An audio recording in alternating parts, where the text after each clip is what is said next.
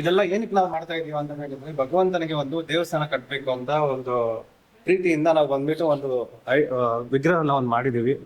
ದೇವಸ್ಥಾನ ಕಟ್ಟಕ್ ಮುಂಚೆನೆ ಬಂದ್ಬಿಟ್ಟು ಈ ಕಾರ್ಯಗಳನ್ನ ಮಾಡ್ಕೊಂಡ್ಬಿಟ್ಟು ಆಮೇಲೆ ಕಟ್ಟಿದ್ಮೇಲೆ ಇನ್ನ ಜೋರಾಗಿ ಅವ್ರ ಹೆಸರಲ್ಲಿ ನಡಿಬೇಕಂತ ನಾವು ಮಾಡ್ತಾ ಇರೋದು. ತಿಂಗಳು ಪೂರ್ತಿ ಮಾಡ್ಬೇಕು, ದಿನ ಪೂರ್ತಿ ಮಾಡ್ಬೇಕು ಅಂತೆಲ್ಲ ಮಾಡ್ತಾ ಇದೀವಿ. ಪ್ಲಾನ್ ಇದೆ ನಮ್ದು.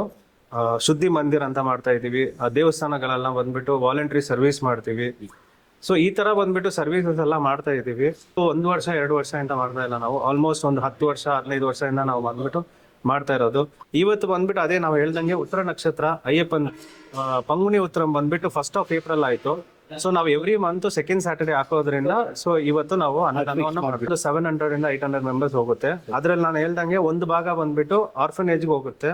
ಅದು AIR ಆಶ್ರಮ ಅಂತ ಇದೆ ಚಿಕ್ಕಗುಬ್ಬಿಯಲ್ಲಿ, ಅವ್ರಿಗೂ ಹೋಗುತ್ತೆ ಅನ್ನದಾನ. ನಮಸ್ತೆ, ನಾವು AIR ಹ್ಯುಮ್ಯಾನಿಟೇರಿಯನ್ ಹೋಮ್ ಇಂದ. ಸೊ ನಮ್ಮ ಆಶ್ರಮದಲ್ಲಿ 180 ಜನ ಇದ್ದಾರೆ. ಸೊ ಕುಟಿಯಪ್ಪ ದೇವಸ್ಥಾನ ನಮಗೆ ಪ್ರತಿ ತಿಂಗಳು ಊಟ ಬರ್ತಾ ಇದೆ. ತುಂಬಾ ನ್ಯೂಟ್ರಿಷಸ್ ಊಟ ಕಲಿಸ್ತಾ ಇದ್ದಾರೆ. ಸೊ ಯಾಕೆ ನಮ್ಗೆ ಇದು ರಾಷನ್ ಅರೇಂಜ್ ಮಾಡಕ್ ಕಷ್ಟ ಇರುತ್ತೆ.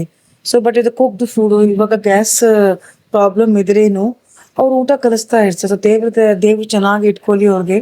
And please help them to donate them to get more fund and they can help us in a more way.